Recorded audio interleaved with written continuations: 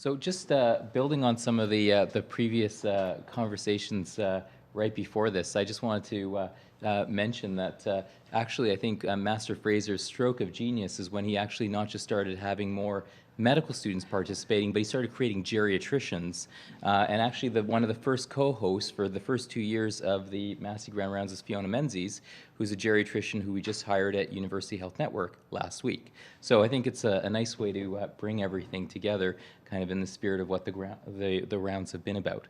So I'm here to talk to you for a few minutes about addressing health disparities for older Ontarians, and I look forward to sharing with you some examples of how we're trying to address this as well. So the context really, when you just look at aging in Ontario and the issue of aging in Ontario, is that right now 14.6% of Canadians, and Ontarians for that matter, are actually 65 and older. But we know that as we get older, we're more likely to encounter health and social care concerns, and hence why this small percentage of our population represents nearly half of our current health and social care spending. But we also know that Canada's older population is set to double in numbers over the next 20 years, while the 85 and older population is set to quadruple. So this is when we think about what are some of the big things that are going to be happening within our healthcare system. You can see there's a significant demographic imperative ahead of us. And so some people will look at this and say, well, this is an absolute challenge, and the elderly will bankrupt Canada, but I also see this as an opportunity. So when we actually founded, well, when Massey College was founded, just over 50 years ago now, that's when we founded Medicare as well. Does anybody know what the average age of a Canadian was at that time? 42? Any other guesses? 75? Any other guesses? 27 years of age, right? So the average Canadian was 27 years of age, and your life expectancy when Massey was created and Medicare was founded was about 67 years of age. Now that was an improvement from 1900, when our life expectancy in Ontario was 51 years of age, right? So we've made enormous progress when we think about the system, but I always say the patients have changed and the system hasn't. The average age of a Canadian today is 47 years of age, and the majority of our healthcare system's utilizers are actually older adults. So have we actually created a system that is more designed towards their needs? Here's an example. This is the data on Ontario hospitalizations from the previous year, and you can see again 14.6% of our population, but representing 39% of our hospitalizations and actually 58% of our hospital bed days in Ontario. So you can imagine that as a medical student and as an intern here in Ontario, but having grown up in Manitoba, I was actually convinced that in Ontario maybe the strategy when you retire is to sell your house and go and live in a hospital, right? Because I have the data to prove it. So I actually then found this paper that was written in 1995 by a gentleman, a researcher by the name of Walensky. And he asked that question. He said, well, how often do older adults hang out in the hospital, right? So he actually followed a cohort of 7,500 older adults who are all 70 and older over a 7-year period. And he simply just wanted to see how often they go spend time in the hospital. Because I'll just give you this statistic. Now most of us in our society today, luckily, will actually make it to the age of 65. And if we do make it to 65, we have about 20 years of life expectancy ahead of us. 17 of those years are going to be in relatively good health. So surprise, surprise, actually half of the patients in this cohort over the 7-year period never went to the hospital, nowhere close to a hospital. It's not to say that an older person will never go to a hospital, but it reminds us how many are actually leading healthy and active lives. But we also know that another percentage were also consistently low users. That meant that they went to the hospital once over the 7-year period. That might have been to get that elective knee replacement so they could continue coming regularly to Massey Grand Rounds and doing many other activities that they wanted to do. The rest of the pie that would add up to 100, which would be about 30-something%, would represent those people who use the hospital 2 or more times on an annual basis. And what he focused on were these two particular pieces of the pie. One he called the consistently high users, and then there were the inconsistently high users, just over 10%. And really what he was able to demonstrate was, well, who is a consistently high user? Might be an individual with a diagnosis like congestive heart failure or chronic obstructive pulmonary disease, illnesses that tend to flare up on a regular basis. And if you don't have good proactive home and community care and primary care, it can sometimes land you in hospital on a regular basis. The inconsistently high users may have those same diagnoses, but they may have a complicating factor, like a mental health diagnosis or dementia, because we know just having dementia increases your risk of hospitalization by 50%. Okay? So basically, what Walensky was able to tell us about our older population was that actually only a small percentage of all older adults are consistently extensive users of hospital services. So then he went one step further and he said, okay, well, we have some clues here, maybe mental health, maybe dementia, maybe, chronic health issues, but is there anything else that characterizes that 10%? Because in health policy dialogues now, you'll hear about Health Links as a new initiative in Ontario, and it's about focusing on the 5%, the 10%, the greatest users of our healthcare system that are small in numbers, but significant users. So he actually found there were 3 factors in particular, and these are the 3 factors that in my work as a geriatrician, these are the things I have to make sure that I'm addressing, because if I'm not addressing them, I'm missing the point, and this person is going to come back to hospital or not do well in the community. And the 3 things he discovered were this. One was something I like to call polymorbidity, meaning multiple chronic health issues, right? And you probably heard this in previous grand rounds, that these individuals, and to be in this club, you just need to have 4 conditions, okay? So if you have congestive heart failure, I bet you probably have an underlying heart condition, so coronary artery disease.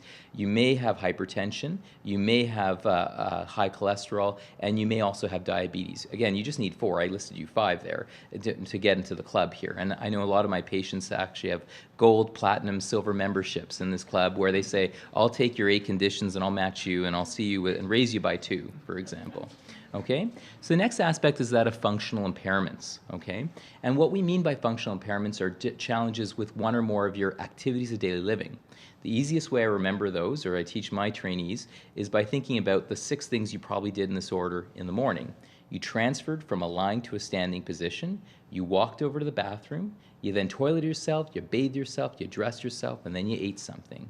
And we know these individuals struggle with one or more of those activities on a daily basis. So maybe they need help to have a bath a few times a week. Maybe they need help with dressing in the morning or help with their transfers, for example. But these individuals struggle with one or more of these things, and a hospitalization can often mean that they have a 30% chance of losing one or more of those activities during an episode of hospital care.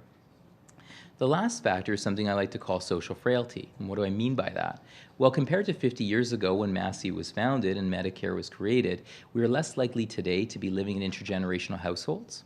We're less likely to be living in intergenerational communities. So I give the example of my mom and dad. They're still practicing physicians in Winnipeg, but they had 2 sons. That was their first mistake, although they redeemed themselves by having a geriatrician. So, but their 2 sons have moved away from Winnipeg. One's in Toronto and one's in Baltimore. And the thing is, people say, well, we're more connected than ever before because we've got, our iPhones, we've got Skype, we've got Twitter, we've got all these sorts of things. So we stay in touch that way, right? But the key is, we know that 23% of Ontarians tell us they actually have nobody, no family, or a friend that they can rely on to help them with their personal chores if they run into a bit of trouble, right? So it shows us how vulnerable people are. And for my mom and dad, I mean, one thing, luckily there's now an app for that to get groceries if they need that. But if, they're living in Winnipeg and there's a lot of snow there. So I've been stressed this winter thinking, what happens if they need help shoveling the driveway? Flying out every weekend is a bit of a challenge, right? So they had neighbors that moved in recently, and I said, go make friends. Take some curry. They'll love that. And they will be putty in your hands. They will shovel your driveway every weekend. Do this for me, please, right? But it's the idea that social frailty, and these are the 3 things that we think about when we think about older adults. And these are the issues that start actually creating that opening for when we start thinking about disparities. There are those who are healthy and well, those who have good education, those who have good supports, for example, but you can start seeing having chronic health issues, having functional limitations, having social frailty. It might not be what we traditionally think about disparities or health disparities, but you can see that these sorts of things can start defining us, can start defining our healthcare experience, and defining kind of what our outcomes will actually look like in particular. So when we think about diversity amongst older adults, it goes well beyond age alone, right? I have one patient who is, I don't think you can ever be a former politician, but he always likes to say, I am chronologically mature. I'm not old, I'm just chronologically mature, right? That's how he defines age. So I know that people who think just age is just a number, and absolutely, in many respects it is, because there's so many other dimensions when you think about age. So other factors that influence, we talked about this, the polymorbidity, the functional impairments, one social frailty, but also the issue of ageism that exists within our society as well. This becomes a factor that can create disparities amongst older people.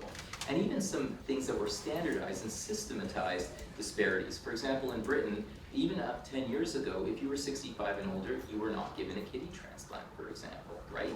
We would never think of that today. In fact, actually, the evidence today suggests that older people who are relatively robust do better in kidney transplants than younger people because of some of the immunosenescence that actually occurs as we age, for example. So again, we start thinking about things that we've created, about how we actually create barriers towards healthcare and healthcare access. But the intersection of social determinants of health and health outcomes quickly become apparent in vulnerable populations like older adults, especially when you bring in additional factors as well.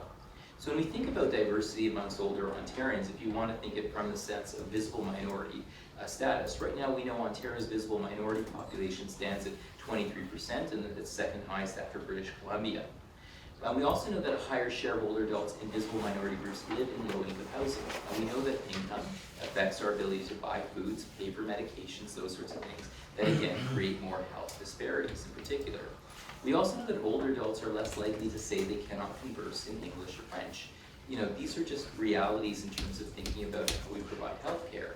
And so beyond our ethnocultural and linguistic differences, we also have to think about diversity in older Ontarians as reflected through gender identity, sexual orientation, their physical abilities or disabilities, and thinking about those aspects as well. So you can start seeing the diversity of thought amongst the older population we serve, and how does that actually influence the care that we do. So why should this matter in particular? Well, ISIS actually did an analysis when I was developing the senior strategy to say, can we recreate Walensky's report? Can we actually look at the 10% of our most complex older adults, and let's look at their relative, their situation relative to funding. So when you actually think about our budget, does anybody know what our healthcare budget in Ontario is?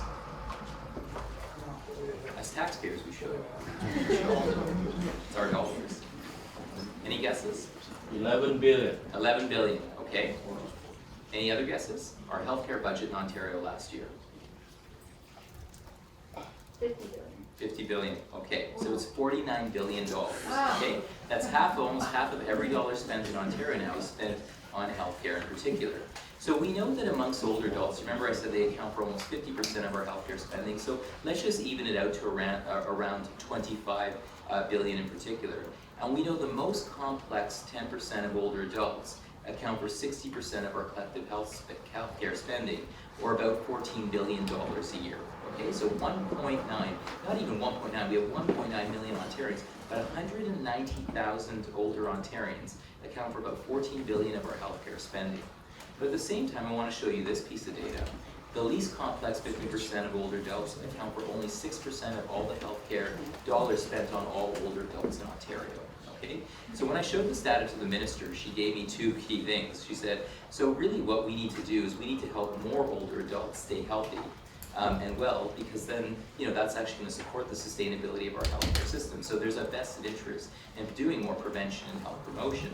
But also, if we actually think, you know, really is the cost of 190,000 older Ontarians is spending $14 billion a year, the actual cost, the necessary cost for caring for them? Or does that actually reflect a system that's not actually best meeting their needs and creating problems? And so my answer was absolutely, and that's why I came up with 166 recommendations around that piece. So again, when you think about older adults, and those barriers, so now you start thinking about how it is to actually work within our system. And you'll find that, first of all, older Ontarians actually told me we do very little to empower patients and caregivers with the information they need to navigate our healthcare system. So people, for example, are saying, I'm looking for services, for example, but if I speak Somali, like how do I actually even talk to somebody in my language of choice when that's so important? So we've been working on developing new services, like Language Services Toronto, which is now a translation service available throughout all of our GTA hospitals that actually provides translation instantly in up to 170 languages, especially when in the GTA, 500,000 Torontonians actually have difficulty communicating in English as a primary language. So again, it's how do we start thinking about ways, and we're now starting creating communication systems. Like, if you didn't know, if you call up EMS and you speak one of 140 languages, you can speak to the EMS dispatcher in those languages. So it's thinking about how do we start actually helping people to navigate the system in language of choice, but also making sure they have access to good information they need. When we talk about our current health, our current and future health and social care professionals, one of the issues that I've had, and I've talked to all the deans of the medical schools about this as well, is that we have no current requirement to learn about geriatrics, right? Now, all of us who are training in medical schools in Ontario have mandatory training in pediatrics, but we don't necessarily have mandatory training in geriatrics per se to the level that's actually expected. And that's not just with physicians, that's with nurses, that's with social workers. So the minister and I hosted a recent summit where we brought all the lead educators together from around Ontario to say, how do we actually address this in a thoughtful way to make sure our current and future healthcare professionals understand some of the factors that I talked about and how we can expertly address them. We also tend to not talk to each other well within between sectors and professions, and we may hear about that a little bit more in our talks that are coming up, and so we tend to work in silos and not as a system. And the other challenge is that we tend to be very reactionary in our healthcare planning. So we just see something on the front page of the Toronto Star, we respond to that, but are we actually thinking about what are the services we need for 10, 20 years from now, especially when we know that our older population is going to double? So what's the right mix of services that we need, and how do we start investing? So I argue in which the way our cities, our communities, and our healthcare systems are currently designed, resourced, and organized often disadvantages older adults, particularly those with chronic health issues. But as Canadians and Ontarians, our care needs, preferences, and values are evolving as a society with increasing numbers of us wanting to age in place. So we developed a senior strategy starting in 2012, really to try and meet the Ontario government's vision of making Ontario the best place to grow up and grow old in North America. And Ontarians told us they wanted to make sure that as we were creating recommendations towards healthcare transformation, that we followed 5 key principles. And I want to point out that one of them, beyond value, choice, access, and quality, was that about equity. Thinking about equity in the broadest sense, in terms of, are we making sure that we can provide services to older adults in ways that can provide them equitable access, but also things that recognize the diversity that we really should celebrate as Ontarians as well. So when strategy meets diversity, I mean, the question starts becoming, are we having services in one's language of choice? Are the services actually geared towards the diverse needs of older patients in particular? Are we thinking about the services that we provide and how we do that? So an example of this is at Mount Sinai Hospital, we've actually geriatricized all of the typical medical orders for patients coming to our general internal medicine service. So we've actually made sure that we don't automatically order any medications that could be harmful to older adults. And we know that by embedding that sort of care into the routine practices, by taking away the medications that could cause harm and replacing them with choices that don't cause harm, we've actually been able to see incredible changes in our overall outcomes. So the key is that we've been able to see this by, again, thinking about the diverse needs and actually making sure that we're now proactive in screening for some of those issues of polymorbidity, functional impairments, and social frailty right from the point that a person hits the emergency department. If you're 65 and better, that's what happens now as well.